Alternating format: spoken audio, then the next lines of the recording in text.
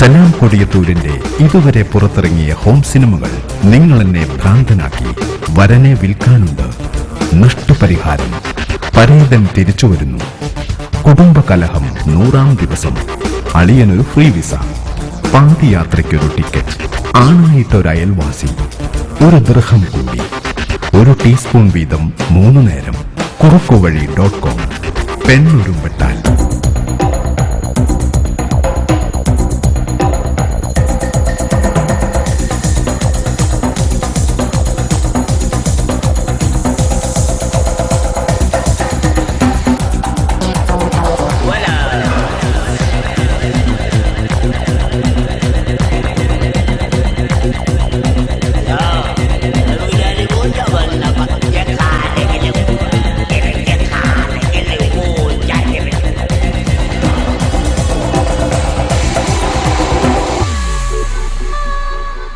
Hello, നമസ്കാരം.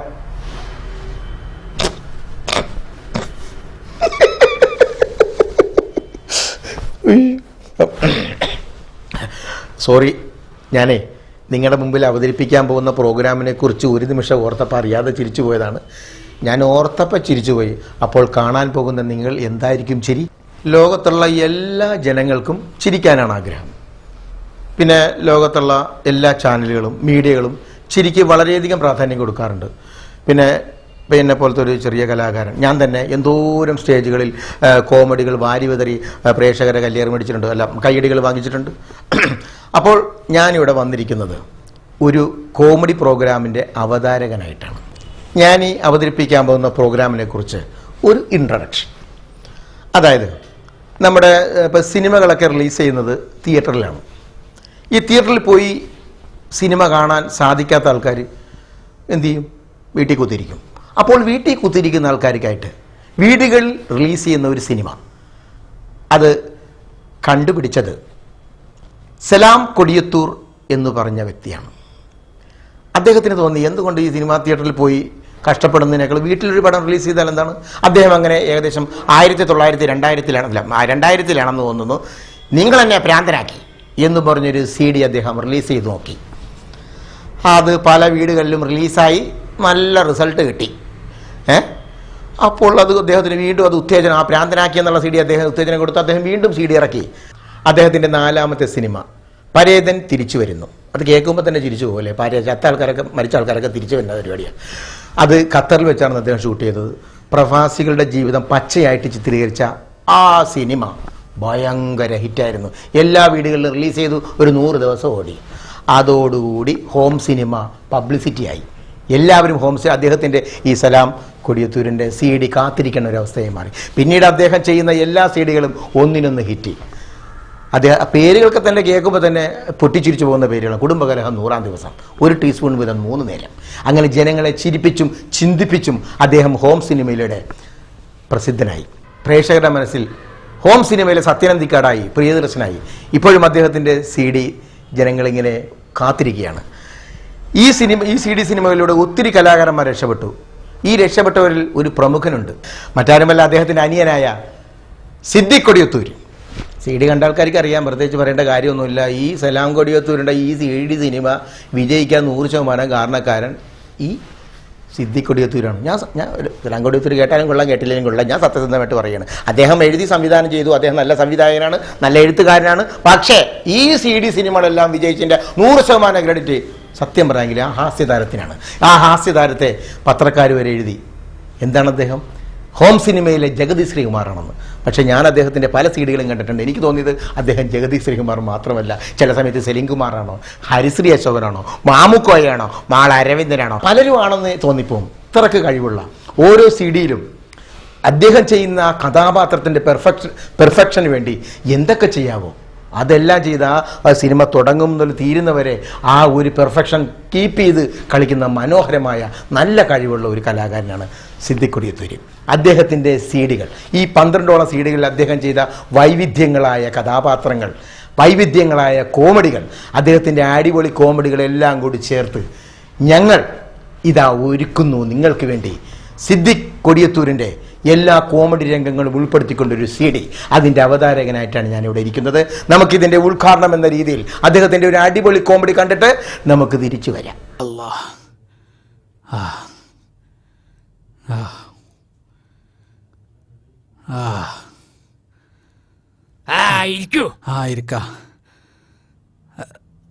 എന്താ അസുഖം? 2 ആഴ്ച മുമ്പ് ഇവിടെ വന്നിരുന്നു. അതാ അസുഖപ്പോ? അല്ല, മുട്ടുംകാലിന്റെ വേദനക്ക്. ഓ ഇപ്പൊ എങ്ങനെയുണ്ട്? കുറവുണ്ടോ? കാലിന്റെ വേദനക്ക് ഒരു കുറവുമില്ലാന്ന് മാത്രല്ല, വേദന കൂടുകയും ചെയ്തു. ഇപ്പൊ കഴുത്തിനും വേദന തുടങ്ങിക്കണ്. തല തിരിക്കാൻ വയ്യ. മുമ്പൊക്കെ ദാ ഇങ്ങനെ തിരിക്കേനി. ഇപ്പൊ വലത്തോട്ട് തിരിയണമെങ്കിൽ ദാ ഇങ്ങനെ തിരിയണം, ഇടത്തോട്ട് തിരിയണമെങ്കിൽ ഇങ്ങനെ തിരിയണം. അങ്ങനെ വരാൻ തരില്ല. ഞാൻ പറഞ്ഞ പദ്യം പഠിച്ചിണ്ടാവില്ല അല്ലേ? എന്ത് പദ്യം? പദ്യം പദ്യം ഞാൻ ചൊല്ലിത്തരാം. അമ്മക്കു നൽകുവാൻ ചെമ്പുള്ള ഇതെന്താ ഇത്, കവിയായിരുന്നോ? അപ്പൊ വൈദ്യരല്ലേ പറഞ്ഞ പദ്യം ചൊല്ലാന്? ഞാൻ 2ാം ക്ലാസ്സിൽ പഠിച്ച പദ്യം അത്. രസികൻ രസികൻ, ഞാൻ പറഞ്ഞതേ പദ്യം. രഥത്തിലെ ധ എന്ന് വെച്ചാ ചില ചിട്ടകളൊക്കെ പാലിക്കാൻ പറഞ്ഞിരുന്നു. അതായത് മത്സ്യമാംസാദികളൊക്കെ വർദ്ധിക്കാൻ പറഞ്ഞിരുന്നു. ആ ചിട്ടകളൊന്നും പാലിച്ചിട്ടുണ്ടാവില്ല. പാലിച്ചിട്ടുണ്ട്. എന്നെ കൊണ്ട് കഴിയുന്ന അത്ര ഞാൻ പാലിച്ചിട്ടുണ്ട്. ദിവസാനം ഉച്ചക്ക് 2 പ്ലേറ്റ് പോത്തിറച്ചിയും രാത്രി 1 പ്ലേറ്റ് നല്ല കഷ്ണമീനും ഞാൻ വർജിക്കാറുണ്ട്. ഹൈ മണ്ട ശിരോമണി, വർജിക്കാൻ പറഞ്ഞിട്ട് പിന്നെയും വെട്ടി വിഴുങ്ങി വന്നിരിക്കണു. പിന്നെങ്ങനെ അസുഖം ഭേദാവുക? നിങ്ങൾക്ക് ഇനി ഇവിടെ ചികിത്സ ഇല്ല, പൊക്കോളൂ. വൈദ്യരെ അങ്ങനെ പറയരുത്. എനിക്ക് വൈദ്യരെ വലിയ വിശ്വാസാ. എനിക്ക് നിങ്ങളെ അശേഷം വിശ്വാസമില്ല. ഇനി ഞാന് വൈദ്യര് പറയും പോലെ കേട്ടോളാം. എന്നാ നോക്കട്ടെ. ഇവിടെ വേദന ഉണ്ടപ്പോ? അവിടെ ഉണ്ട്. ഇവിടെ ഉണ്ടോ? അവിടെ തൊടല്ലേ. ഇല്ല. ഇവിടെ ഉണ്ടോ? അല്ല. ഇവിടെ വേദന ഉണ്ട്. ഉണ്ടാവും. ഇവിടെ ഞരമ്പ് ചുരുണ്ടുണ്ടല്ലോ. കണ്ണു നോക്കട്ടെ. കണ്ണിന് തീരെ രക്തമില്ല. അതെന്റെ പെണ്ണുങ്ങളും പറയാറുണ്ട്. എന്ത്? കണ്ണ് ചോരല്ലാത്തോനാന്ന്. ശോധനയുണ്ടോ? ഏതെല്ലാം മൂക്ക് കൂടിയാ? അല്ല മണ്ടശിരോമണി, ശോധന ഉണ്ടോന്ന്? ശോധന ഉണ്ട്. ഉണ്ടാവും. നീ നാക്ക് നോട്ടു. പൂട്ടിക്കോളൂ. അവിടെ ഇരിക്ക, മരുന്ന് കൊണ്ടുവരാ.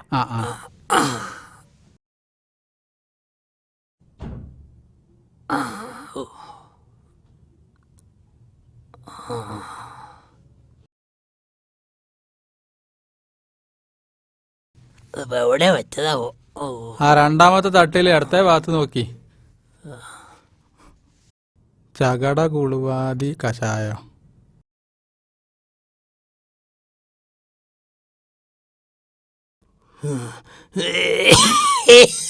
ചതിയടി അനുരാഗലയോ.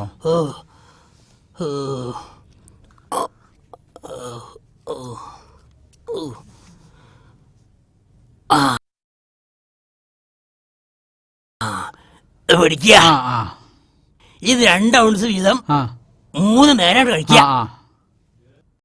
മത്സ്യമാംസാദികളൊന്നും കൈകൊണ്ട് തൊടാനേ പാടില്ല. പിന്നൊരു കാര്യം, ഈ മരുന്ന് കഴിക്കുമ്പോ ഇത്തിളുമുള്ളന്റെ വാലേന്ന് ഓർക്കാനേ പാടില്ല. എന്ത്? ഇത്തിളുമുള്ളനില്ലേ, ഇത്തിളുമുള്ളൻ, അതിന്റെ വാലിനെ പറ്റി ഓർക്കാതെ വേണം മരുന്ന് കഴിക്കാൻ. അഥവാ ഓർത്തു പോയാലോ ഫലം കിട്ടില്ല, മരുന്നിന്റെ ഫലം ഉണ്ടാവില്ല, അത്ര തന്നെ. പിന്നെ അസുഖം ഭേദായില്ല എന്ന് പറഞ്ഞിട്ട് ഇങ്ങോട്ട് വരരുത്. എന്നാ പിന്നെ വൈദ്യർക്ക് ഇത് പറയാതിരുന്നൂടായിരുന്നോ? എന്റെ ജീവിതത്തിൽ ഞാൻ ഇന്ന് വരെ ഓർക്കാത്തൊരു സാധന ഇത്തിളുമുള്ളന്റെ വാല്. ഇനി അതിന്റെ മനസ്സിന്ന് പോവില്ല. ഇതിനിപ്പോ എത്രയായി? ഒരു 100 റുപ്യ അവിടെ വെച്ചേക്കൂ.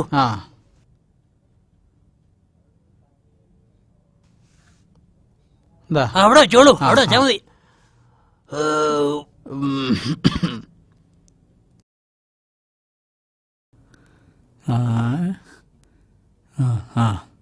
ഈ മരുന്ന് കഴിക്കുമ്പോ ഇത്തിളുമുള്ളന്റെ വാലേന്ന് ഓർക്കാനേ പാടില്ല.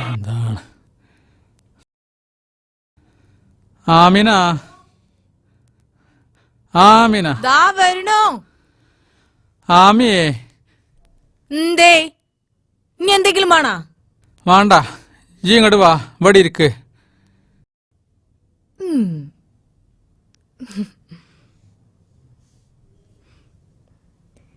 നിങ്ങളിനി മരുന്ന് കുടിച്ചു കഴിഞ്ഞില്ലേ? ഈ മരുന്ന് കുടിക്കാൻ കഴിയൂല മാളൂ. ആ നല്ല കയ്പല്ലേ, കഷായല്ലേ? അതുകൊണ്ടല്ല, ഈ മരുന്ന് കുടിക്കുമ്പോ ഇത്തിളുമുള്ളന്റെ വാലിനെ പറ്റി ഓർക്കരുത് എന്നാ വൈദ്യം പറഞ്ഞത്. അത് ഓർക്കാതെ അങ്ങോട്ട് കുടിക്കാനും കഴിയണില്ല. ഇനിയിപ്പൊ എന്താ ഇതിനൊരു മാർഗം? ഈ എന്തെങ്കിലും ഒരു ബുദ്ധി പറയ്. ഓ എനിക്കല്ലേ ബുദ്ധിയില്ല നിങ്ങൾ പറയാറ്. ഇപ്പൊ ഇങ്ങക്ക് ബുദ്ധി ഞാൻ പറഞ്ഞു തരണ? അത് ഇന്ന് മുതൽ ഞാൻ മാറ്റി പറഞ്ഞോളാം ആമിന. ഈ എന്തെങ്കിലും ഒന്ന് പറയ്, ഇതൊന്ന് കുടിക്കണ്ടേ?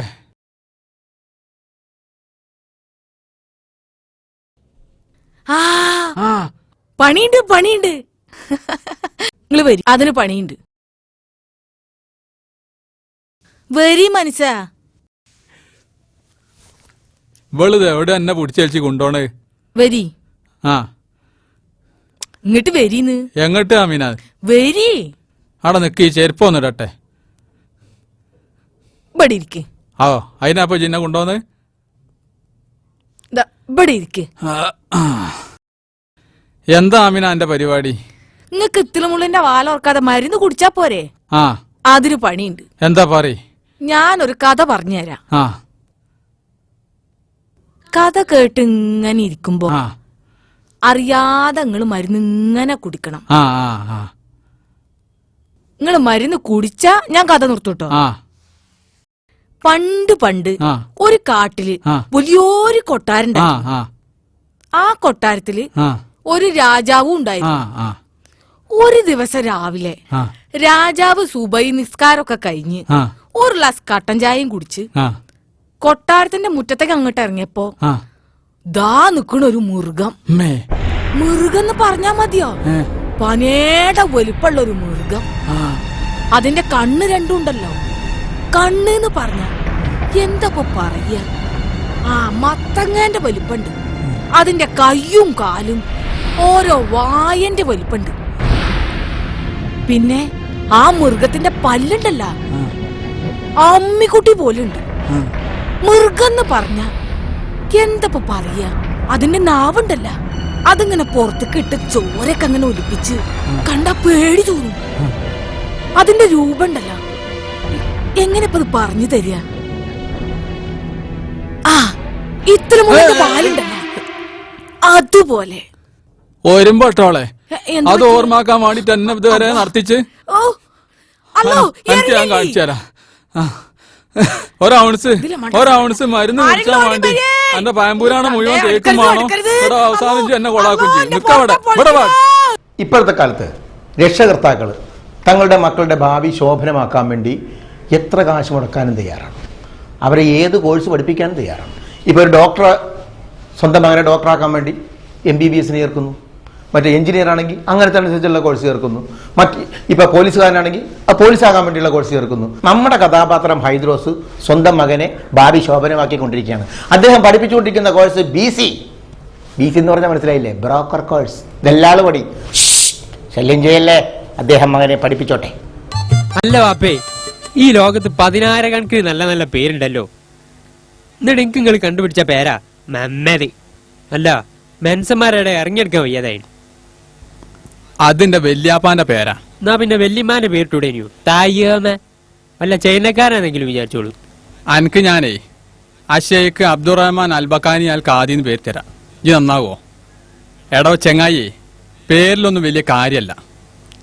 ജീവിക്കാൻ പഠിക്കണം. എൻ്റെ കയ്യിൽ പണം ഉണ്ടെങ്കിൽ എന്നെ തലയെ വെച്ച് കൊണ്ടു നടക്കാൻ പറ്റുന്ന ആൾക്കാരുണ്ടാവും. അതുകൊണ്ട് ഞാൻ പറയണേ കേക്ക്, ഈ ഇന്റെ കൂടെ നിൽക്ക്. അതൊന്നും ഒരു അന്തസ്സുള്ള പണിയല്ല അപ്പേ. ഈ എത്രാം ക്ലാസ് വരെ പഠിച്ചാണ്? 7ാം ക്ലാസ് വരെ. സുപ്രീം കോടതിയിൽ ഒരു ജഡ്ജിന്റെ ഒഴിവുണ്ട്. ആ പണി പറ്റും എനിക്ക്? ഊതിയതല്ലേ? അല്ല, മാന്ത്യതാ.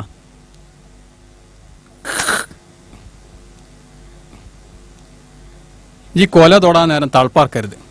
നിന്റെ കാലശേഷം ഈ മക്കളെ മുഴുവൻ പോറ്റുണ്ടാക്കേണ്ടി ഇജ്ജാ. പഠിച്ചമ്പരാനേ, അതിനൊന്നല്ലേ കിയാമത്ത് നാൾ വേഗം ഇങ്ങോട്ട് വരിക. ഈ അതും ഇതും പറഞ്ഞിക്കാതെ എന്റെ പണിക്ക് ഇങ്ങോട്ട് ഇറങ്ങ്. അതെനിക്ക് പറ്റുമോ? അതിന് നിങ്ങളെ പണിന്റെ ഒരേ ABCD എനിക്കറിയില്ല. അതൊക്കെ ഞാൻ പഠിപ്പിച്ചു തരാം. അതായത് സ്നേഹം, ദയ, കാരുണ്യം, അനുകമ്പ, കുറ്റബോധം, ഇതൊക്കെ എനിക്ക് ഉണ്ടോ? ഓ, അതൊക്കെ എനിക്ക് നല്ലോണം ഉണ്ട്. ആഹാ, ഇന്നത്തോടു കൂടി അതൊന്നും വേണ്ട. പിന്നെ തരം കിട്ടിയാ നോക്കി നല്ല നോണ പറയണം. അതെനിക്ക് പാരമ്പര്യമായി കിട്ടിയ ഗുണല്ല. ഇത് രണ്ടും ഉണ്ടെങ്കിൽ എനിക്ക് ജോലിക്കുള്ള സർട്ടിഫിക്കറ്റായി. ഇനി ട്രെയിനിങ്, അതായത് ആളുകളുടെ പ്രശ്നങ്ങളും ആവശ്യങ്ങളും നമ്മൾ മണത്തറിയണം. ഉദാഹരണമായി ഒരുത്തൻ ഗൾഫിൽ നിന്ന് ഇങ്ങോട്ട് വന്നാൽ ഓനൊരു പറമ്പ് വേണ്ടി വരും. അതുപോലെ ഒരു പൊരയിലെ 5 പെണ്ണ് കെട്ടി മക്കളുണ്ടായാൽ ഉടനെ ഏട്ടന് ഒരു പൊര വേണ്ടി വരും. തീർന്നോ? തീരെ. എടോ, ഈ രംഗത്തുള്ള അറിവ് കടല് പോലെ പരന്ന് കിടക്കുക. അതിൽ നിന്നൊരു ടീസ്പൂണേ എനിക്ക് തന്നെ കിട്ടിയുള്ളൂ. എന്നിട്ട് തന്നെ എന്റെ അറിവ് എത്ര ഉണ്ട്? എന്നാ ബാക്കി പറയ്. ഒരു സാധാരണക്കാരൻ മകളെ കെട്ടിക്കാൻ തീരുമാനിച്ചാല് ഓന്റെ പറമ്പിന്റെ ഒരു ഭാഗം അല്ലെങ്കിൽ വീടും കൂടി മൊത്തം വെക്കും നമ്മൾ മനസ്സിലാക്കണം. നമ്മൾ അവിടെ പാഞ്ഞെത്തണം. കല്യാണ കാര്യത്തിലാണ് നമ്മൾ ഏറ്റവും അധികം ശ്രദ്ധിക്കേണ്ടത്. പെണ്ണ് കെട്ടാത്ത ചെറുപ്പക്കാരെ കണ്ടാല് അനക്ക് ഞാൻ 50 വാങ്ങിത്തരാം, അനക്ക് ഞാൻ 75 100 വാങ്ങിത്തരാം, അനക്ക് ഞാനൊരു ലച്ചും കാറും വാങ്ങിത്തരാം എന്ന് പറഞ്ഞ് ഓലെ കോതിപ്പിക്കണം. കിട്ടാൻ പോണ പണ്ടത്തിന്റെയും പണത്തിന്റെയും കണക്ക് പറഞ്ഞ് ഓലെ തന്തമാരങ്ങോട്ട് മയക്കണം. അതുപോലെ ഈ പ്രദേശത്തുള്ള മുഴുവൻ വീട്ടിലെയും മുഴുവൻ കാര്യങ്ങളും നമ്മളെ ഡയറി വേണം. കല്യാണം നടന്നാലും മുടങ്ങിയാലും ഞമ്മക്ക് കിട്ടാനുള്ളത് കണക്ക് പറഞ്ഞ് വാങ്ങണം. മറ്റു ബ്രോക്കർമാരെ കച്ചവടത്ത് പൂയി വാരിടണം. അവര് ഫോൺ ചെയ്യുമ്പോഴും മറ്റുള്ളവരോട് സംസാരിക്കുമ്പോഴും ഒളിഞ്ഞിന്ന് കേൾക്കണം. ആവു, ഇത്ര മാത്രം അറിവ് എന്റെ വാപ്പക്കുണ്ട് ഞാൻ അറിയാതെ പോയി. എന്നോട് ക്ഷമിക്കണം വാപ്പേ. ഇന്ന് മുതൽ നമ്മളൊന്നാ. എന്റെ ഡ്യൂട്ടി സ്ഥലം പോയന്റെ അക്കരെ. അവിടെ ഇതുവരെ എന്റെ കണ്ണെത്തിയില്ല. ദേ, ആ ഓക്കെ, ആ. ഇത് ഞാൻ ഏറ്റു. ഇപ്പോഴത്തെ കാലത്ത് മക്കളൊക്കെ ഒരു പണി കയറി കാണാന്നുണ്ട് ഏതൊരു ബാപ്പാന്റെയും പൂതിയാ. എന്നാലും എന്റെ മകന് ഇത്ര വേഗം ഒരു പണി കിട്ടുമെന്ന് ഞാൻ തന്നെ കരുതിയില്ല. ഹൈദ്രോസിൻ്റെ മകൻ BC കോഴ്സ് 10 മിനിറ്റ് കൊണ്ട് കാണാപ്പാടം പഠിച്ചിരിക്കുകയാണ്, ഫീൽഡിലേക്ക് ഇറങ്ങിയിരിക്കുകയാണ്. എനിക്കൊന്നേ പറയാനുള്ളൂ, എന്ത് കോഴ്സാണെങ്കിലും അത് അവനവ പഠിപ്പിക്കേണ്ടവർ വന്ന് പഠിപ്പിച്ച് മര്യാദക്ക് സമയങ്ങളൊക്കെ എടുത്ത് പഠിച്ചു കഴിഞ്ഞാൽ മാത്രമേ ഫീൽഡിലേക്ക് ഇറങ്ങാൻ പറ്റത്തുള്ളൂ. പക്ഷേ ഹൈദ്രോസിനും മകന് സമയമില്ല. അവർ 10 മിനിറ്റുള്ളിൽ തന്നെ ഫീൽഡിലേക്ക് ഇറങ്ങിയിരിക്കുകയാണ്. ഫീൽഡിലേക്ക് ഇറങ്ങിയത് മാത്രമല്ല, നല്ലൊരു ഉഗ്രം പണി വാപ്പാക്ക് മാവ് മേടിച്ചും കൊടുത്തു. നല്ല 8ന്റെ പണി. ഇതുപോലത്തെ മക്കളുണ്ടെങ്കിൽ വാപ്പാമാർക്ക് വെറുതെ ഇരിക്കാൻ പറ്റിയ ഒരു പണിയുമില്ലാതെ. എന്തായാലും മകൻ ആദ്യമായിട്ട് ഹൈദ്രോസിന് കൈനീട്ടം കൊടുത്ത പണി നമുക്കൊന്ന് കാണാം. ഇതാരാത്? ഒരുപാട് വലിപ്പം വെച്ചിട്ടല്ലോടാ. പെണ്ണെട്ടാളെ പ്രായമായിന്. ഒന്ന് കെട്ടിക്കാളേ, 100 വാങ്ങി തരാ. എന്താടാ ഉണ്ടന്മാരി ഒന്നും പെണ്ണിട്ടുന്ന കാര്യത്തിൽ ഒരു സൂസ്കാന്തി ഇല്ലാന്ന്. എന്താ ചെയ്യ എങ്ങനെയാണെങ്കിൽ? ബ്രോക്കർമാരാരെങ്കിലും കിട്ടുകയാണെങ്കിൽ മാളുവിന്റെ കാര്യം ഓലങ്ങട്ട് ഏൽപ്പിക്കൈനി. ഏഴുന്നപ്പ വർത്താനം കേക്കണേ? നമ്മ പറ്റിയ കാര്യാണല്ലേ. മരുന്നൊക്കെ ഈ വെറുതെ കുടിക്കാണ് കുഞ്ഞാമിന. അതുകൊണ്ടൊന്നും അന്റെ സോക്കട് മാറൂല. എങ്ങനെ മാറുക? ഏത് നേരം മാളുവോ എന്നുള്ളൊരു വിചാരമല്ല എനിക്കുള്ളൂ. ഞാൻ കൊയങ്ങി കയറി വരുമ്പോ ഒരു ഗ്ലാസ് കഞ്ഞിന്റെ വെള്ളം തരാൻ എനിക്ക് ഒഴിവില്ല. അപ്പോഴും ഈ മാളുവിന്റെ ചൊറുക്കും നോക്കി അങ്ങനെ കുത്തിരിക്കും. എന്നാ ഈ ഗുളിക അങ്ങോട്ട് കുടിക്ക്. ഞാനൊരു കാര്യം തീരുമാനിച്ചിരിക്കണ്. ഈ അതിന് മുടക്ക് പറയരുത് കുഞ്ഞാമിന. നിങ്ങള് പറയുന്നു മാളുവിനെ ആർക്കെങ്കിലും പിടിച്ചു കൊടുക്കുക. അതന്നെ. ഓളെ നല്ലോണം സ്നേഹിക്കണ തിന്നാൻ കൊടുക്കണവർക്ക് കൊടുക്കുള്ളൂ. കണ്ട അറിവാർക്കും കന്നൂട്ടുകാർക്കും ഒന്നും കൊടുക്കൂല. എന്താ അനക്ക് സമ്മതല്ലേ? ഇഷ്ടം പോലെ ചെയ്തോളി, ഞാനൊന്നും പറയണില്ല. ഇനി മുതല് അനക്ക് ഞാനും എനിക്ക് ഇയും മതി. മാള് പോട്ടെ. ആരാത്? ആരാ? ഞാൻ മമ്മദ്, പോയന്റെ അക്കരേന്നാ. ഹൈദ്രോസിനെ കേട്ടിട്ടുണ്ടോ? ഇല്ല. കേട്ടാലും ഇല്ലെങ്കിലും മൂപ്പര മോനാ ഞാൻ. നിങ്ങൾ അകത്തുനിന്ന് മാളുവിന്റെ കാര്യം പറയണതൊക്കെ ഞാൻ കേട്ട്. നിങ്ങൾ വിഷമിക്കണ്ട. പിന്നെ മാളുവിനൊരാളും കൊണ്ട് ഞാൻ നാളെ തന്നെ വരും. പിന്നെ അതെ, നിങ്ങളൊന്നും പറയണ്ട. അതെ മമ്മ നേറ്റു. എടോ പിന്നെ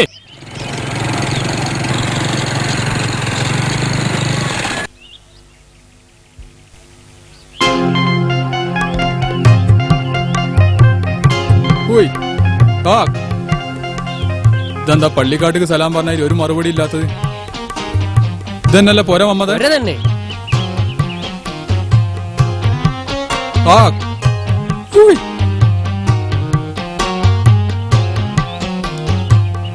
ആരാ? ആ ഞങ്ങള് മാളൂനെ കാണാൻ വന്നോലാ. പിന്നെ ഓർമ്മല്ലേ? ആ കാതിറാക്ക അവിടെ അല്ലേ? ആ ഉണ്ട്, അത്തേക്ക് കേറിയിരിക്കൻ.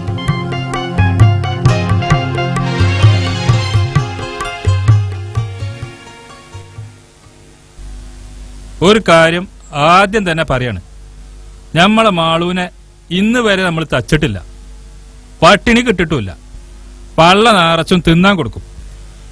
ഇപ്പറഞ്ഞ മാതിരിയൊക്കെ നിങ്ങളും ചെയ്യുന്ന ഉറപ്പ് തന്നാലേ നമ്മളെ പെണ്ണുങ്ങള് ഈ ഇടപാടിന് സമ്മതിക്കുള്ളൂ. അതൊക്കെ പ്രത്യേകം പറയണോ?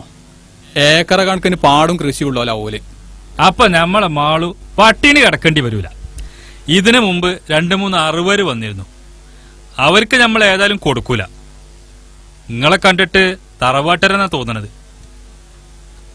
അല്ല, നമ്മളെ കാശിന്റെ കാര്യമൊക്കെ എങ്ങനെ? പണ്ടും പണിയൊക്കെ പിന്നെയും പറഞ്ഞ പോരെ, ആദ്യം പെണ്ണ് കാണലങ്ങനെ നടക്കട്ടെ. ആ പെണ്ണ് കാണല്, ഈ നല്ലൊരു തമാശക്കാരനാന്ന് തോന്നണല്ലോ.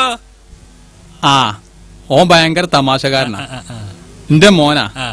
ചെലപ്പോ അവന്റെ വർത്താനം കേട്ടിട്ടുണ്ടെങ്കിൽ ഞാൻ തന്നെ ചിരിച്ച് പൂതിട്ടോ. എന്നാ പിന്നെ എല്ലാരും എന്റെ കൂടെ പോന്നോളി. ആ എല്ലാരും പോരി. അല്ല പുറത്തുനിന്നാ പെണ്ണ് കാണല്? ഐദ്രോസേ ഇവിടെ വാ. പുറത്തുനിന്നാടോ പെണ്ണ് കാണല്? ആ ആയി ചെലപ്പോ നല്ല വെളിച്ചത്തുനിന്ന് കാണാനായിരിക്കും. നിങ്ങൾ വരീന്ന് വര്. ഓരോ പുതുമുള്ള പെണ്ണ് കാണല് കാലം പോയ പോക്കേ.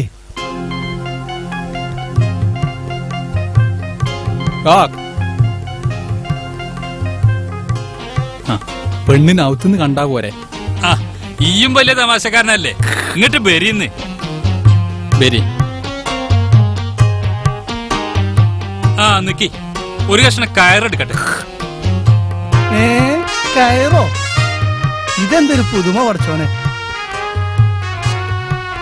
പെണ്ണ് കാണാൻ എന്തിനാ ഇദ്രോസേ കയറ്? ആ അതെ, ചില പെണ്ണുങ്ങൾക്ക് ഭയങ്കര നാണാ, വിളിച്ചാ വരൂല. അപ്പൊ കയറിട്ട് വലിച്ചുകൊണ്ട് വരാനായിരിക്കും. അല്ല വാപ്പി, ചില പെണ്ണുങ്ങളെ പുതിയാപ്പിളിനെ കാണുമ്പോ മണ്ടിയാള് ഓലെ പിടിച്ച് കെട്ടിടാൻ വേണ്ടിട്ടായിരുന്നു. അല്ല, എനിക്കറിയാത്തോണ്ട് ചോദിക്കുക, നമ്മൾ പെണ്ണ് കാണാനോ വന്നത് അതോ പോത്ത് വാങ്ങാനോ? ജി സബൂറാ. മാളൂനെ കണ്ടാല് ജി ഇപ്പൊ നിക്കാഹ് കഴിച്ചുകൊണ്ടോണെന്ന് പറയും. അമ്മ അതി സാധന. നിങ്ങൾ കണ്ടീണോ? കണ്ടീണോന്നോ? നല്ല ചോദ്യം.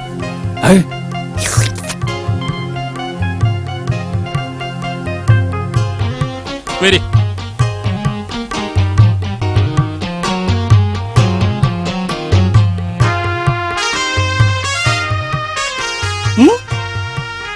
അല്ല, ഇവിടുന്നാ പെണ്ണ് കണ്ണ്? പെണ്ണ് കാണേ? എന്തൊക്കെ ഞങ്ങൾ ഈ പറയണേ? അപ്പൊ മാളൂനെ കാണിച്ചു തരാന്ന് പറഞ്ഞിട്ട് ഇത് തന്നെ നമ്മളെ മാളു. മമ്മദേ, അന്റെ തടിജി കാത്തോ.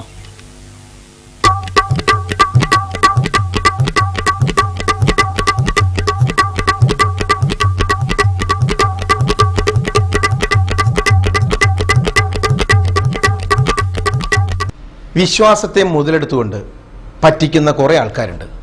ചില സമയത്തൊക്കെ നമ്മുടെ കയ്യിൽ ചില ഒരു നോട്ടീസ് കിട്ടാറുണ്ട്. അത് വായിക്കുമ്പോൾ ഇങ്ങനെയിരിക്കും: പ്രിയമുള്ളവരെ, ഞാൻ ഒരു ദിവസം കിടന്ന് ഉറങ്ങുകയായിരുന്നു. ഈ സമയം എൻ്റെ അടുത്തൊരു മാലാഖ വന്നു എന്നെ തോണ്ടി വിളിച്ചിട്ട് പറഞ്ഞു, സുഹൃത്തെ, 2012 ജൂൺ മാസം 2-ാം തീയതി അർദ്ധരാത്രിക്ക് ലോകം അവസാനിക്കും, ഇതെല്ലാവരും അറിയിക്കുക എന്ന് പറഞ്ഞുകൊണ്ട് മാലാഖ പോയി. ഞാൻ ഉടൻ തന്നെ 2000 കോപ്പി അടിച്ചു, എല്ലാവരും അറിയിച്ചു. എനിക്ക് പിറ്റേന്ന് തന്നെ ഒരു ഇന്നോവ കെട്ടി. ഞാൻ അടിച്ചൊരു നോട്ടീസ് ഒരാൾ പുച്ഛത്തോടുകൂടി കീറിക്കളഞ്ഞു. അദ്ദേഹത്തെ പിറ്റേന്ന് തന്നെ ഇന്നോവ തട്ടി അദ്ദേഹം മരിച്ചു. നിങ്ങൾക്ക് ഇന്നോവ തട്ടി മരിക്കണോ ഇന്നോവ കിട്ടണോ ഉടൻ തന്നെ നിങ്ങൾ നോട്ടീസ് അടിക്കൂ. ഇത് കേട്ടതോടുകൂടി ആർക്കെങ്കിലും താല്പര്യമുണ്ടോ ഇന്നോവ തട്ടിച്ചാകാൻ? എല്ലാവരും ഇന്നോവ കിട്ടാൻ വേണ്ടി നേരെ പ്രസ്സിലേക്ക് ഓടിയിട്ട് 2000, 3000, 4000 ഒക്കെ അടിച്ച് എന്തായാലും പ്രസ്സുകാരന് നല്ല കുശാലാണ്. എനിക്ക് തോന്നണം ആ പ്രസ്സുകാരൻ്റെ പരിപാടിയാണിത്. അല്ലാതെ ഒരു മാലാകാമെന്ന് തോണ്ടി വിളിച്ചിട്ടൊന്നും നമ്മൾ ലോകം അവസാനിക്കുന്ന കാര്യം ഒന്നും പറയത്തൊന്നുമില്ല. എന്തായാലും ഈ സീൻ കണ്ടു കഴിഞ്ഞാൽ ഇത് വളരെ അന്ധവിശ്വാസമാണ്, ഇങ്ങനൊരു സംഭവമില്ല എന്ന് നിങ്ങൾക്ക് ഉറപ്പിക്കാൻ പറ്റും. സുലൈമാനെ എന്നാ ഉറങ്ങാ നീച്ചാർന്ന് എന്നാ എനിക്കൊരു കോളുണ്ട്. എന്ത് കോള്? ഒരു നോട്ടീസാ, എന്നതൊന്ന് വായിച്ചാ. നേരത്തെ വന്നോ തരാൻ മറന്നുപോയി. എന്നാ ആട്ടെയാണ് ഞാൻ വായിച്ചാട് വായിച്ചാളാ. മാന്യരെ, ഇത് മലയാളല്ലേ? ഈ പറ സാഹിബിന്റെ മോനോ? അതാര് വായിച്ചോളൂ സുലൈമാനെ. പ്രിയപ്പെട്ടവരെ, ശ്രാവണ വൾഗോളയിലെ ഒരു സാധാരണ കർഷക കുടുംബത്തിലെ അംഗമാണ് ഞാൻ. കഴിഞ്ഞ മാസം 1-ാം തീയതി വെള്ളിയാഴ്ച രാവിൽ ഞാൻ ഉറങ്ങുമ്പോൾ മുഹമ്മദ് നബി എന്റെ മുമ്പിൽ പ്രത്യക്ഷപ്പെട്ടു. ഉടനെ വരാൻ പോകുന്ന ലോകാവസാനത്തെ കുറിച്ച് മുഴുവൻ ജനങ്ങൾക്കും മുന്നറിയിപ്പ് നൽകാൻ എന്നെ നിയോഗിക്കുകയും ചെയ്തു. ആയതിനാൽ ആ വിവരം ഞാൻ നിങ്ങളെ അറിയിക്കുകയാണ്. ഈ നോട്ടീസ് കൈപ്പറ്റുന്ന ആളുകൾ 1001 നോട്ടീസ് വീതം സ്വന്തം ചെലവിൽ എത്ര 1001 1001 നോട്ടീസ് വീതം സ്വന്തം ചെലവിൽ അച്ചടിച്ച് വിതരണം ചെയ്താൽ 101 ഹജ്ജ് ചെയ്ത പ്രതിഫലം ലഭിക്കുന്നതാണ്. എത്ര ഹജ്ജ്? 101 നമുക്ക് ചൂടൂടെ. ആരെങ്കിലും ഇതിനെ പുച്ഛിക്കുകയോ നോട്ടീസ് കീറിക്കളയുകയോ ചെയ്താൽ അവന് 3 മാസത്തിനുള്ളിൽ ഭയങ്കര നാശമുണ്ടാകും. എത്ര മാസത്തിനുള്ളിൽ? 3 മാസത്തിനുള്ളില്. എന്റെ ചെയ്ക്ക് ഓട്ടല്ലേ? റാവൽപിണ്ടിയിലെ ഒരു വ്യാപാരി ഈ നോട്ടീസ് കീറിക്കളഞ്ഞത് കൊണ്ട് അയാളുടെ 2 കിഡ്നിയും കേടായി. എത്ര കിഡ്നി? 2 കേടായി. ഈ പൊട്ടാനാ? ഞാൻ വിചാരിച്ച് മുഴുവൻ കേടായിക്കുന്നു. ഒരു കോളേജ് വിദ്യാർത്ഥി ഇതിനെ പരിഹസിച്ചത് കൊണ്ട് അവന്റെ കമ്പ്യൂട്ടർ കത്തിപ്പോയി. ബീഹാറിലെ ഒരു കർഷകൻ ഇതിന്റെ കോപ്പികൾ അച്ചടിച്ച് വിതരണം ചെയ്തത് കൊണ്ട് അയാളുടെ മുഴുവൻ വാഴകളും കുലച്ചു. നല്ല കിട്ടല. ഹെഗ്ഡദേവൻ കോട്ടയിലെ ഒരു അധ്യാപകൻ ഇത് കത്തിച്ചു കളഞ്ഞതിനാൽ അയാൾ മിന്നലേറ്റു മരിച്ചു. വല്ലാത്തൊരു മുന്നറിയിപ്പ് തന്നെ. ഇനിയിപ്പൊ ഇവിടെ എന്താ ഉണ്ടാകുക നോക്കാലോ.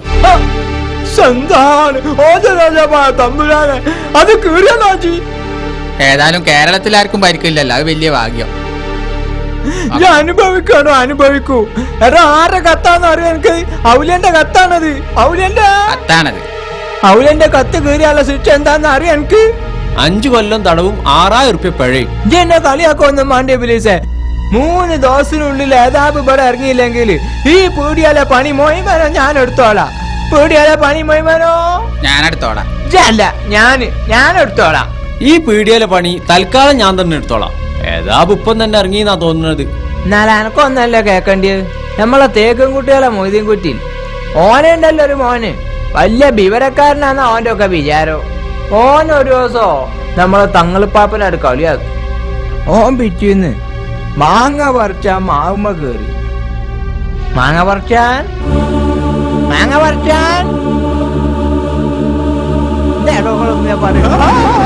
വണ്ടി അറിയാ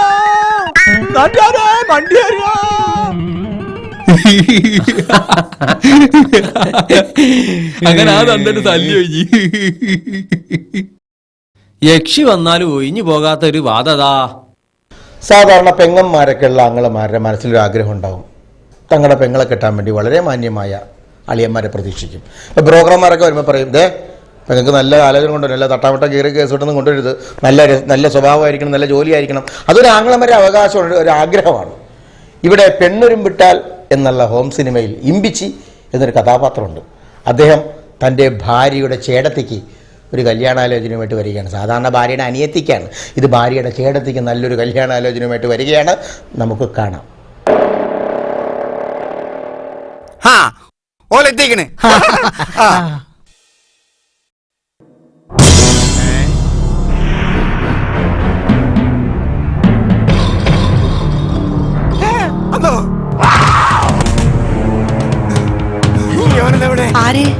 കളിപ്പുര അനീഫ ജോലി കൂലിത്തല്ലും തെമ്മോടി തരൂ.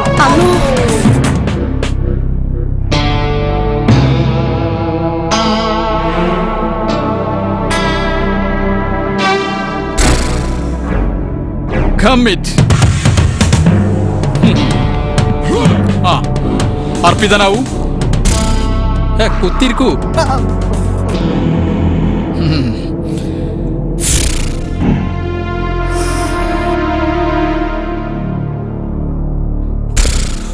അപ്പൊ ഇനി കാര്യത്തിലേക്ക് കടക്കാം.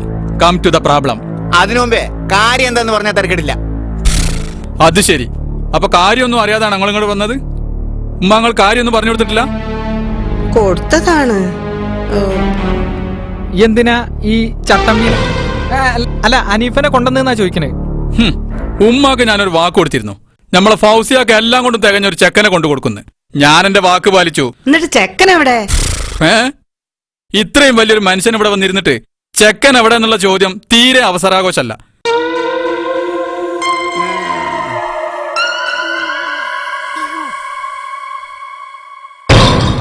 ചെക്കനോ?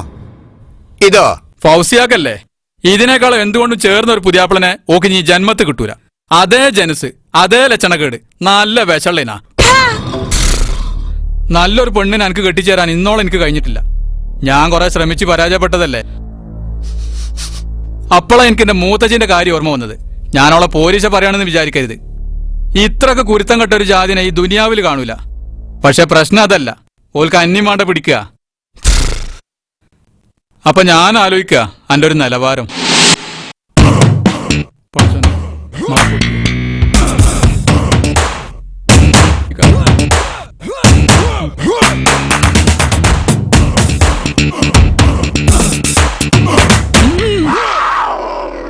അത് പോയെങ്കി പോട്ടെ, വേറെ വന്നാ നമുക്ക് ആലോചിക്കാം. ഇതിരിക്കട്ടെ.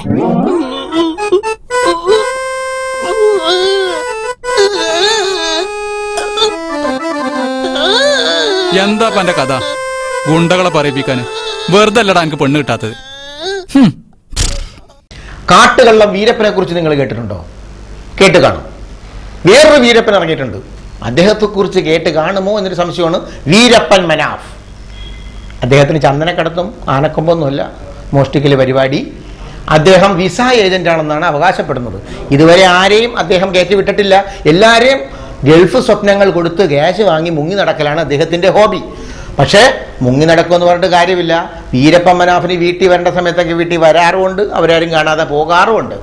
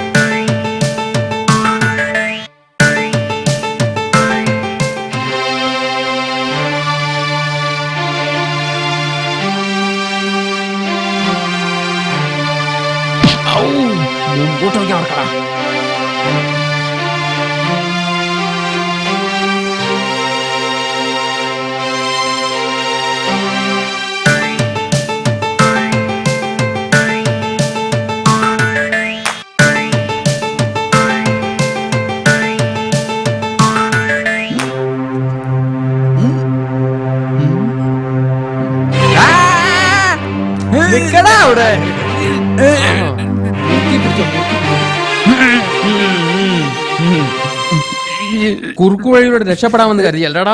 എനിക്ക് പറയാനുള്ളത് കൂടി കേൾക്കൂ സുഹൃത്തുക്കളെ. വേണ്ടടാ, ഞങ്ങളോട് വാങ്ങിയ അഡ്വാൻസ് തുക തിരിച്ചു തരുന്നതിനെ കുറിച്ച് മാത്രം സംസാരിച്ചാ മതി. നിങ്ങൾക്കിപ്പോ എന്താ വേണ്ടത്? ഞങ്ങളോട് വിസക്ക് വാങ്ങിയ അഡ്വാൻസ് തുകയും പാസ്പോർട്ടും തിരിച്ചു വേണം. സാധ്യമല്ല. നിർത്ത്. ഞാൻ പറയട്ടെ, നിങ്ങളോട് വാങ്ങിയ കാശ് ഞാൻ അപ്പടി അറബിയെ ഏൽപ്പിച്ചിട്ടുണ്ട്. ഒരു നയാ പൈസ ഞാൻ എടുത്തിട്ടില്ല. നിങ്ങൾക്ക് നല്ല ശമ്പളവും ജോലിയും കിട്ടിക്കോട്ടെ എന്ന് കരുതിയാ ഞാൻ അത് മുഴുവൻ അറബിയെ ഏൽപ്പിച്ചത്. അയാൾ വിസ തരാതെ എന്നെ പറ്റിച്ചാൽ ഞാൻ എന്താ ചെയ്യാ?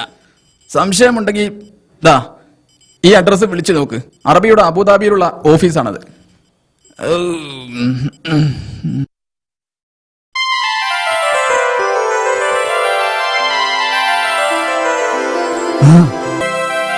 എന്നാ പൊക്കിക്കോ.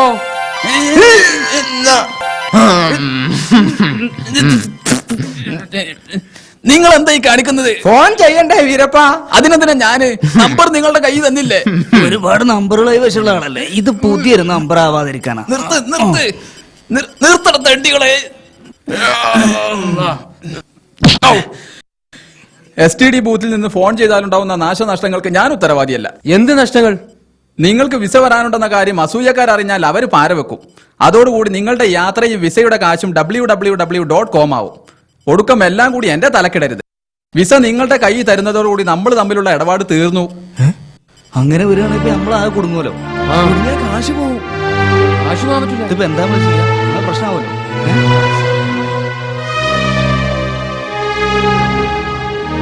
ഓനോട് തന്നെ ചോദിക്കാം.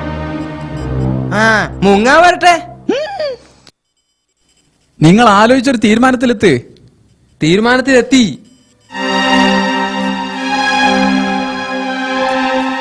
STD ബൂത്തിൽ നിന്ന് ഫോൺ ചെയ്യണ്ട. Thank you. എന്റെ അമ്മാവന്റെ വീട് ഇവിടെ അടുത്താ, അവിടുന്ന് വിളിക്കാം. എന്നാ പൊക്കിക്കോ. നമ്മൾ കുട്ടികളെ 6ഉം 5ഉം ഒക്കെ വയസ്സാകുമ്പോൾ മദ്രസയിൽ കൊണ്ട് ചേർക്കാറുണ്ട്.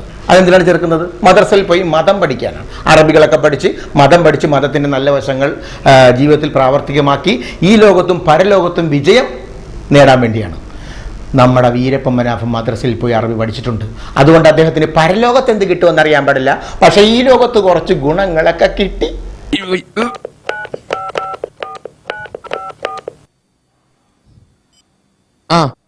വേണ്ട, നീ ഫോൺ ചെയ്യണ്ട, ഞാൻ സംസാരിച്ചോളാം. അബുദാബിയിലുള്ള അറബിയോട് സംസാരിക്കാൻ നിനക്ക് അറബി അറിയോ? ഇവന് നന്നായി അറബി അറിയാം. ഹേയ്, എനിക്കറിയില്ല. നിനക്കറിയോ? എനിക്ക് അറബി മലയാളം അറിയാം. രക്ഷപ്പെട്ടു. 3 എരപ്പാളികൾക്കും അറബി അറിയില്ല. ഒരു കളി കൂടി കളിച്ചു നോക്കാം. നിങ്ങൾക്കൊക്കെ വിസ വാങ്ങി തന്നാൽ ഗൾഫിൽ പോയി എനിക്ക് ചീത്തപ്പേരുണ്ടാക്കും. അറബി അറിയാത്ത നീയൊക്കെ ഗൾഫിൽ പോയിട്ട് എന്താ കാര്യം? ഒരു കാര്യം ഞാൻ പറഞ്ഞേക്കാം, ഇന്ന് തന്നെ 3 പേരും അറബി പഠിക്കാൻ തുടങ്ങിക്കോളണം. മനസ്സിലായല്ലോ? അതൊക്കെ ഞങ്ങൾ പഠിച്ചോളാം. ആദ്യം വിസ വരട്ടെ, നീ ഫോൺ ചെയ്യേ.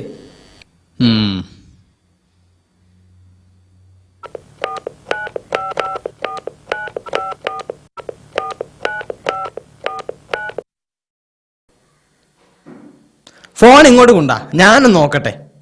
There is no route corresponding to the digits dialed by you.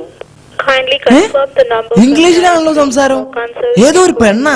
നോക്കട്ടെ. താങ്കൾ വിളിച്ച റൂട്ട് നിലവിലില്ല. ഇത് അറബിയുടെ പ്രൈവറ്റ് സെക്രട്ടറിയാ, ജുംലത്തുൽ മുഫീദ. മലയാളിയാ. എടി, നീ ഇംഗ്ലീഷ് പറഞ്ഞ് പേടിപ്പിക്കല്ലേ. ഇത് കേരളത്തിൽ നിന്ന് മനാഫ വിളിക്കുന്നത്. എന്താ വേണ്ടതെന്നോ? നീ എന്താ ആളെ കളിയാക്ക? മാസത്തിൽ 40,000 രൂപ ശമ്പളമുള്ള 3 വിസ തരാമെന്ന് പറഞ്ഞ് മദ്രാസിൽ വെച്ച് എന്റെ കയ്യിൽ നിന്ന് 75,000 രൂപ വാങ്ങി മുങ്ങിയ നിന്റെ ആ കഫീലില്ലേ, ആ തടിമാട ദജ്ജാൽ, അവന് കൊടുക്കടി തെണ്ടി ഫോൺ. നിനക്കറിയോ, നിങ്ങൾ എന്നെ വഞ്ചിച്ചത് കാരണം എനിക്ക് നഷ്ടമായത് എന്റെ അഭിമാനമാണ്, മൈ യൂട്രസ്. നാട്ടുകാർക്കിടയിൽ ഇപ്പൊ ഞാൻ ഒന്നിനും കൊള്ളാത്തവനും ചതിയനും വഞ്ചകനുമായി. Euphrates and Tigris. എനിക്കിന്ന് രണ്ടാലൊന്ന് അറിയണം. വിസ റെഡിയാണെന്നോ? നീ പറഞ്ഞ ഞാൻ വിശ്വസിക്കില്ലടി. നിന്റെ ബോസിന്റെ കൈ കൊടുക്കടി ഫോൺ. കണ്ടോ 4 ഡയലോഗ് കാഴ്ചയപ്പോ പൂഴ്ത്തി വെച്ച വിസ പൊങ്ങി. ഇനി അയാൾ എന്താ പറയാ? ഹലോ, അഷേഖു അഹ്മദ് ബിൻ ജാഹിൽ മൗജൂദുൻ ഹുനാക. അന അബ്ദു മനാഫ് ബിൻ ഉമർ ഹാജി ബിൻ കേരള. വഅലൈക്കും സലാം. കാന ഫഖറുൻ നായിമൻ തഹത ഷജറത്തിൻ. നാം ഫസഖതൽ മുഅല്ലിമു അലൽ ഫഖരി. ലൈസ വഖാല അകുലൂക. നാം വലാകിൻ ഇൻദി കിർദുൻ കസീറ. മാദാ? നാം ലഹിഖൽ ഖുറാബു വഅകൽതുൽ ഫീല. മതാ യുൻസബുൽ ഫീലുൽ മുളാരിഉ? ലൈസ യുൻസബുൽ ഫീലുൽ മുളാരിഉ ഫീ കുല്ലി ഹാലിൻ. അൽ ജുംലത്തുൽ മുഫീദത്തു ഖദ് തതറക്കബു മിൻ അക്സർ ഔ അയ്യി ഷൈഇൻ ആഖർ. അനഫി സുബ്ഹി തിൽമീദുൻ വബഅദ ളുഹരി നജ്ജാറുൻ വഫീ ഖലമുൻ വഖിർതാസുൻ വൈസ്മീലും വമിൻഷാറുൻ. ഇന്ന അന്ന കാന ലാകിന്ന ലൈത ലഅല്ല കാന വഅഖ്വാതുഹ ഹുന്ന വഅഖ്വാതുഹ. നാം ആ വലൈക്കും സലാം. എന്തായി? വിസ റെഡിയായി. 2 ആഴ്ചക്കുള്ളിൽ വിസ നിങ്ങളുടെ കയ്യിലെത്തും. അല്ല ബാക്കി കാശപ്പോഴാ? വിസ കയ്യിലെത്തട്ടെ. അപ്പൊ പ്രോപ്പർട്ടി കൺസോണന്റ് സർട്ടിഫിക്കറ്റ് വേണ്ടേ? അതെന്തിനാ? നിങ്ങളുടെ വിസ ട്രാവൽസ് വഴിയല്ല വരുന്നത്. ഡൽഹിയിലുള്ള ഇന്ത്യ ഗേറ്റ് വഴി അറബി നേരിട്ടയക്കുക. അത് നിങ്ങളുടെ കയ്യിലെത്തണമെങ്കിൽ ലേബർ റൂമിൽ 10,000 രൂപ വീതം ഓരോരുത്തരും കെട്ടിവെക്കണം. അത് നിങ്ങൾ അടച്ചാലും മതി. അഡ്രസ് വേണ്ട വേണ്ട, ഈ പറഞ്ഞൊന്നും ഞങ്ങൾക്ക് മനസ്സിലായില്ല. വേണ്ട എന്താ വെച്ചാ മനാഫേനെ ചെയ്താൽ മതി. കാശ് ഞങ്ങൾ മറ്റന്നാൾ എത്തിക്കാം. 2 ആഴ്ചത്തേക്ക് ഇനി ഇവരുടെ ശല്യം ഉണ്ടാവില്ല.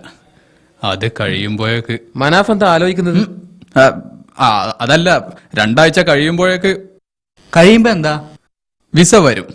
നിങ്ങൾക്കാണെങ്കിൽ അറബി ഒരു കുന്തോ അറിയില്ല. അതുകൊണ്ട് ഇന്ന് തന്നെ 3 പേരും അറബി ട്യൂഷന് ചേർന്നോളണം. അല്ലെങ്കിൽ അബുദാബി ചെന്ന് ഇങ്ങനെ നിൽക്കേണ്ടി വരും.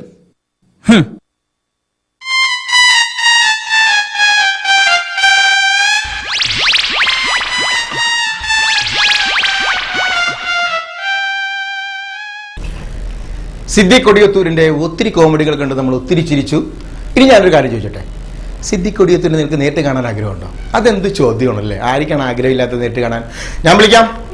ഹരിശ്രീ യൂസഫ് വിളിച്ചാൽ അദ്ദേഹം എവിടെ ഉണ്ടെങ്കിലും പറന്നു വരും. കാരണം ബഹുമാനം. നമ്പറൊക്കെ എൻ്റെ കയ്യിലുണ്ട്. ഹലോ സിദ്ദിഖ് കൊടിയത്തൂർ, ഹരിശ്രീ യൂസഫ്. ഹരിശ്രീ യൂസഫ്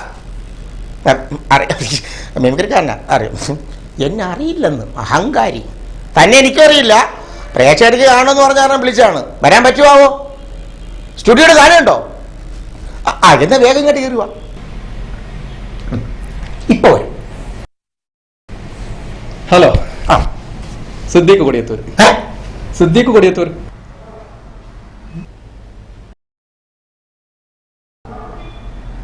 എന്ത് പറ്റി? ഹലോ, എന്താ? സിദ്ദീഖ് കൊടിയത്തൂർ. അതെ, സിദ്ദിഖ് കൊടിയത്തൂരിനെ ഞങ്ങൾ കാത്തിരിക്കുകയാണ്. ഞാനും പ്രേക്ഷകരും കാത്തിരിക്കുകയാണ്. ഞാൻ വന്നു. എടോ, ഷൂട്ടിംഗ് കാണാൻ നിൽക്കുന്ന ആൾക്കാരൊക്കെ ചുടിയുടെ ഉള്ളിലേക്ക് കയറി വരേണ്ട കാര്യമില്ല. പുറത്തേക്ക് പോകൂ. ഹലോ, നിങ്ങൾ 2 മിനിറ്റ് മുമ്പ് എന്നെ വിളിച്ചോ? ഞാനിതാ വന്നു. എന്റെ പൊന്നു കേട്ടാ, ആരാണ് സിദ്ദിഖ് കൊടിയത്തൂരെന്ന് എനിക്കും അറിയാം, പ്രേക്ഷകർക്കും അറിയാം. ഒരു കാര്യം പറയട്ടെ, ഞാനാണ് സിദ്ദീഖ് കൊടിയത്തൂർ എന്ന് പ്രേക്ഷകർക്ക് അറിയാം. മര്യാദക്ക് ഇവിടെ നിന്ന് പോകുന്നോ അതോ തന്റെ ഞാൻ 2 മേടിക്കണോ? അല്ല, ഗേറ്റിൽ നിന്ന് 2 മേടിക്കണോ? അല്ല, എന്താ ഇയാൾ പറയുന്നത്? എനിക്ക് മനസ്സിലാവുന്നില്ല. അതെ, താനാണ് സിദ്ദിഖ് കൊടിയത്തൂരെന്ന് എനിക്കും പ്രേക്ഷകർക്കും വിശ്വാസമില്ല. വിശ്വാസം അതല്ലേ എല്ലാം. അത് തന്നെ. ഇപ്പൊ എന്താ വേണ്ടത്? വിശ്വസിക്കണം. ഞാനാണ് ഞാൻ എന്നത് വിശ്വസിപ്പിച്ചാ പോരെ? താനാണ് താൻ എന്നുള്ളത് ഞങ്ങൾക്ക് കൂടി വിശ്വസിക്കണം. അതിനെന്താണ് തെളിവുള്ളത്? ഒരു തെളിവ്. ആ സീനൊന്ന് കാണും.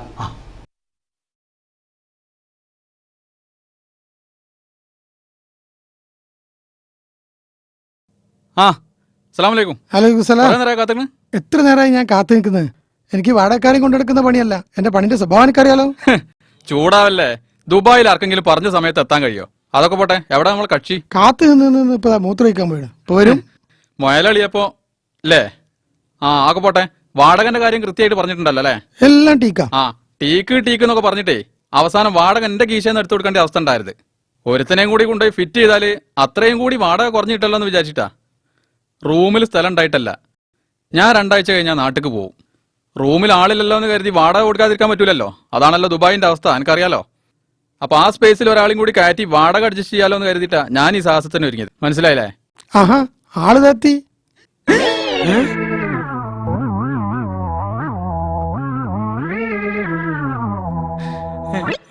കുഞ്ഞാനെ, ഇപ്പൊ എനിക്ക് സമാധാനമായി. എന്റെ സമാധാനം പോയി. നിങ്ങൾ പരിചയക്കാരല്ലേ? അപ്പൊ എന്റെ പണി കഴിഞ്ഞ്. എനിക്ക് പണി കൂടി. ഈ ചെയ്തു തന്ന ഉപകാരം ഞാൻ ഒരിക്കലും മറക്കൂല. Thank you. ഇവനെന്റെ അയൽവാസിയാ. അങ്ങനെയാണെങ്കിൽ കഴിച്ചില്ലല്ലോ. പോര്.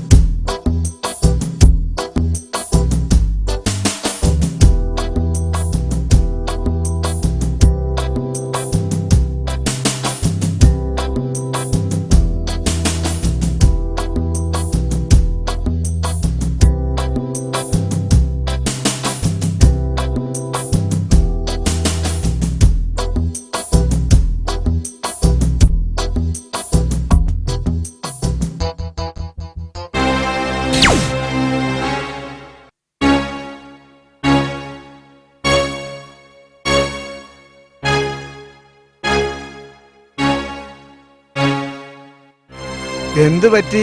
എന്താ ഇവിടെ നിക്കണേ? എന്റെ കൂടുതൽ നാട്ടുകാരനായിരുന്നു, ഓനിപ്പോ കാണാനില്ല. താമസിക്കാനൊരു സ്ഥലമില്ല. ഇനിയിപ്പോ എന്താ ചെയ്യാ? നാട്ടുകാർ ഒരു കാലത്ത് വിശ്വസിക്കരുത്. അവര് തരം കിട്ടിയാ പറ്റിക്കും. നിന്നെ പറ്റിച്ച നാട്ടുകാരൻ ഒരു കാലത്തും കൊണം പിടിക്കാതെ പോട്ടെ. ഏതായാലും ഒരു കാര്യം ചെയ്യ്, ഇവിടെ നിന്നിട്ട് കാര്യമില്ല. തൽക്കാലം എന്റെ കൂടെ പോര്. അതെടുത്തോ.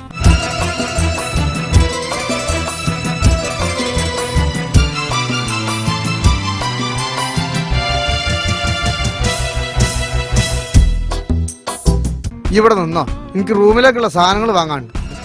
ഞാനും അങ്ങോട്ട് വരാം. അപ്പൊ ഒരു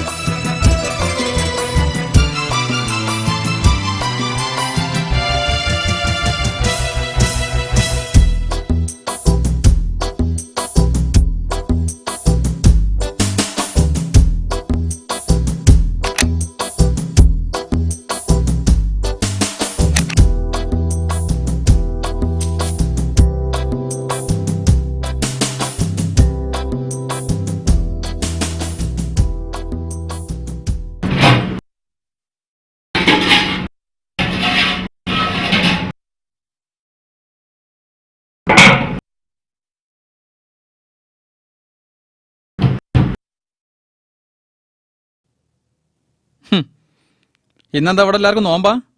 ഭക്ഷണമൊന്നും കാണുന്നില്ല. എടാ നന്ദി വേണം, നന്ദി. ഉണ്ടാക്കിയത് മുഴുവൻ വെട്ടി വീഴുമ്പോഴേ നിങ്ങളെ കൂട്ടത്തിൽ ഒരുത്തനും കൂടി ഉണ്ടെന്ന് ബോധം വേണം.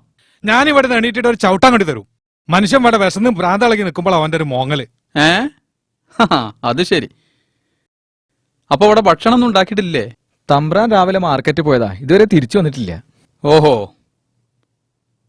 അയാളെ മാറ്റി വേറൊരു കുക്കിനെ വെക്കാൻ ഞാൻ പല തവണ പറഞ്ഞതാ. ആര് കേക്കാൻ? അനുഭവിക്ക്. എന്റെ അല്ലോ, വിശക്കാണ് ഇങ്ങനെ വിശക്കണം.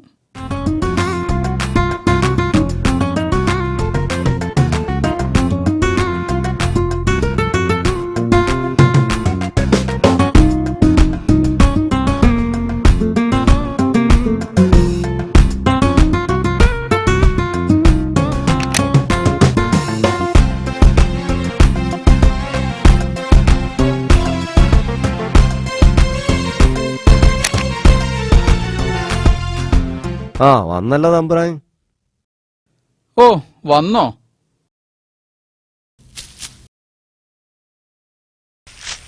ബാഗ് ഈ റൂമിൽ വെച്ചോ. മറ്റേ റൂമിൽ മുഴുക്ക ചെയ്ത്താമരാ.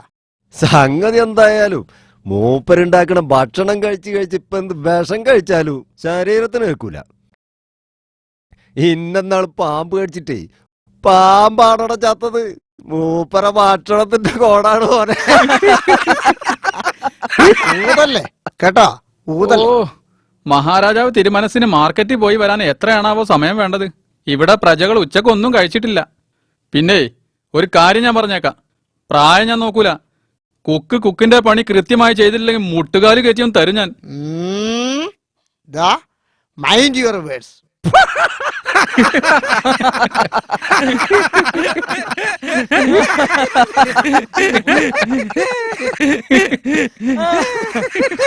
പാന്റ് ഇൻസൈഡ് ആക്കി നടക്കണ കണ്ടാലേ ഇന്ത്യന്റെ അംബാസഡർ ആണെന്ന് തോന്നും.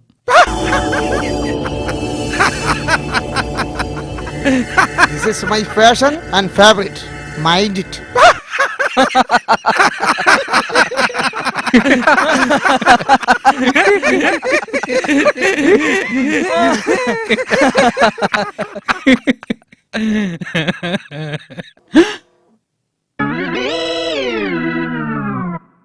എന്നാലും കുഞ്ഞാൻ എന്നോട് ചിങ്ങറും വേണ്ട, ഒന്നും പറയണ്ട.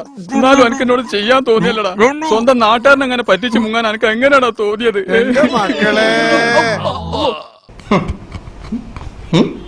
സമ്മതിക്കണം അല്ലേ, ഇത്രയും സുന്ദരനായ വ്യക്തിയാണ് ഈ കോലമൊക്കെ കേട്ട് നമ്മളെ ചിരിപ്പിക്കുന്നത്. ചുമ്മാ പൊങ്കട്ടെ. എന്തൊക്കെ ഭാവങ്ങളാണ് മുഖത്ത് വരുന്നത്, പക്ഷെ അഹംഭാവം അത് വന്നിട്ടില്ല കേട്ടോ. എന്തായാലും ഞാനൊരു സോറി പറയുകയാണ്.